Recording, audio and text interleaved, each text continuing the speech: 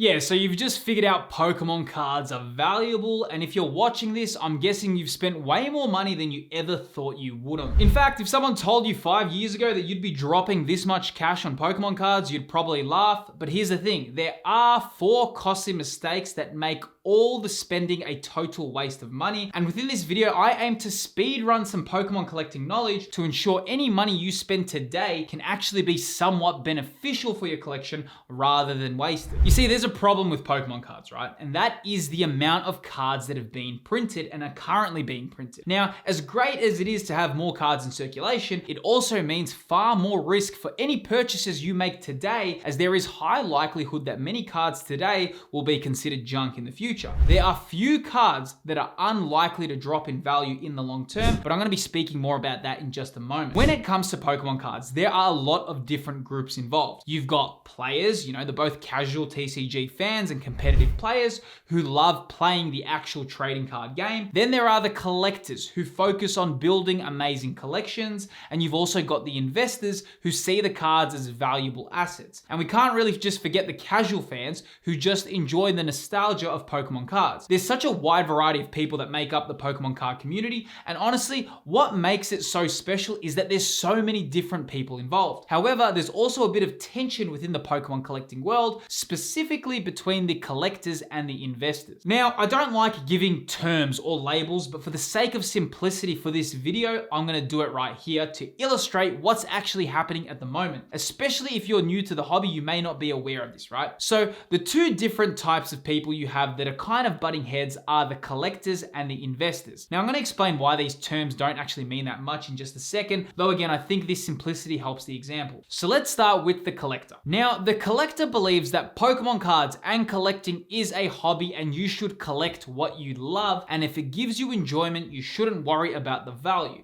This means buying cards you love, collecting any cards that give you joy, and building a collection that gives you fulfillment.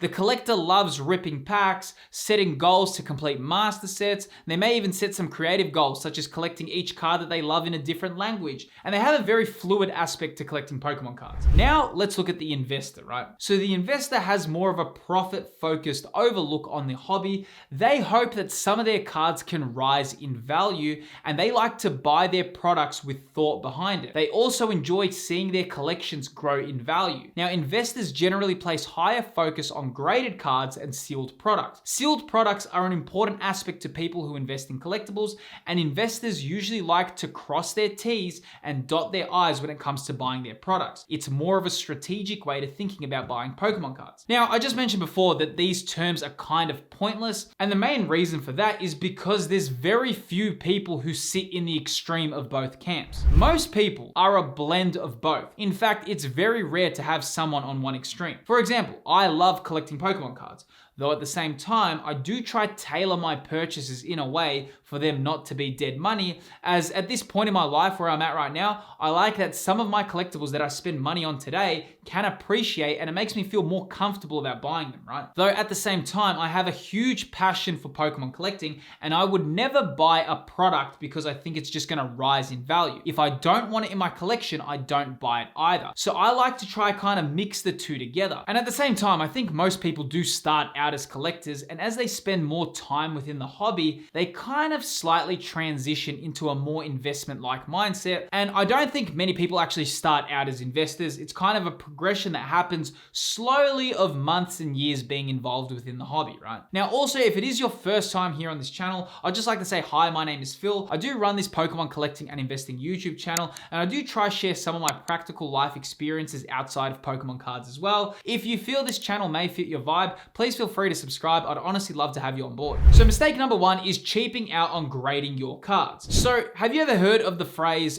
buy nice or buy twice? That slogan has never been more applicable when it comes to card grading. So one major costly mistake people make when they enter the hobby and they don't have experience in collectibles is that they try to shop around on grading and they buy chase cards from less established grading companies, or they use new grading companies to save on on grading costs. Now sure, your card may be encapsulated, it may get protected, but that's about as far as it goes. Now, when you're buying graded cards, you're essentially placing the highest premium on who has the best decision on making the final verdict. So when purchasing graded cards or grading, you really want to stick with PSA, BGS, and CGC. I'm always a big fan of supporting small businesses, and I love that new grading companies are coming out, and it keeps the playing field a little bit more competitive, though at the same time, when it comes to value and reputation, along with the seriousness of your collection, you want to stick with the three I mentioned. Grading can be pretty complicated, and if you'd like to know how to grade your cards, I did make a full guide on how to submit to PSA, which you can actually watch right here. It is an internationally friendly guide as well, so if it does interest you, feel free to watch that video. Now, mistake number 2 is not researching enough before purchasing your cards. When you don't research or you don't put in enough effort to find out about your cards, you can make some big mistakes. You need to learn everything about the cards that you are buying. Is it easy to acquire? Is it difficult?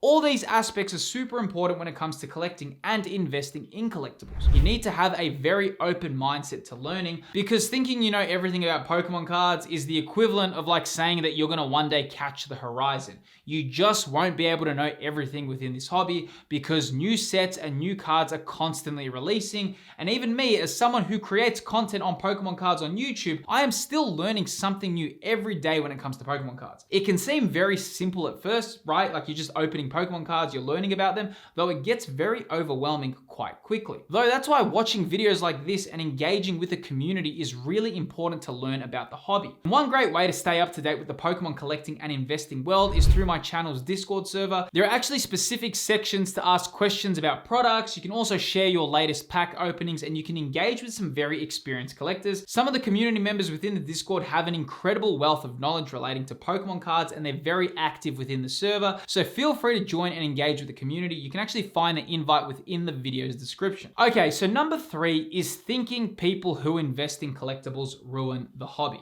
Now, please don't fall into this trap of, oh, collecting cards is a fun hobby, and if people care about their cards and collections growing in value, they are just ruining this hobby for everyone. The reality is, we are now in a natural progression point within the hobby. Baseball cards had similar change when the kids who grew up started to have adult-like money, and I think we can forecast the future of Pokemon cards very similar to where baseball cards are now, because they are actually just a few generations ahead. Pokemon collecting has changed, and when you're buying cards and products worth over $1,000 and upwards, you want to be a little bit strategic with where you place your money. Allow these purchases to fulfill your hobbiness and the happiness factor with doing it, but also you want to think with the end in mind. I feel a really good book to learn about the mindset of money is Ken Honda's book, Money EQ, which explains how important money emotional intelligence is, which is how you actually view money. A lot of people see money as this competitive, manipulative medium which facilitates problems for people, and this is an unconscious bias that we have developed. It actually explains how we feel about money is more important than anything, and that it flows like a river and it's just constantly coming and going. I really recommend the book for anyone who's serious about personal development. Now, number 4 is not understanding the different eras of Pokemon and the different fan preferences. So one mistake a lot of people who collect Pokemon cards can make is that they can also be stuck within their era and within their generation, meaning that they are biased to the era where they started their Pokemon journey. So there's a very common saying in Pokemon, which is your favorite generation is the generation which you started on. I mean, and it's true, right? Older fans love Kanto and Generation 1, and then the 29 to 32 year olds love Johto, and the next wave love Hoenn, and so on and so forth. You know, one area that I actually pride myself on, and I think it actually gives me a very unique perspective to this hobby, is that I've actually engaged in each era during their time period, and I've always had a very open mind to the new things Pokemon is doing. Because I've played each game and been involved within the hobby since I was 4 years old, and I've always had a very good overview and understanding of each generation and the unique aspects of each generation and what each era is drawn to. When you learn about different generations, you get a huge oversight of what some collectors prefer, and you can also future forecast which Pokemon will become valuable if they get released as chase cards because you understand the era. For example, right, I'm already preempting that if an Incineroar card got released as a top chase card, I could already see that being a very expensive card due to Incineroar's years of dominance within the competitive VGC scene, along with it being such a prominent figure in the Smash Bros series, and of course it's a start a generation of Sun and Moon. All these things matter and they stack together when it comes to predicting future card success. Though there's also an area a lot of people need to focus on, which is Ace Pokemon. Now, Ace Pokemon is essentially which Pokemon will always be iconic. And I actually did make a video talking about the exact 7 Pokemon which will always become iconic no matter when they are released. And you can see that within this video right here. Click that video to uncover more about the world of Pokemon, and I'm gonna see you there.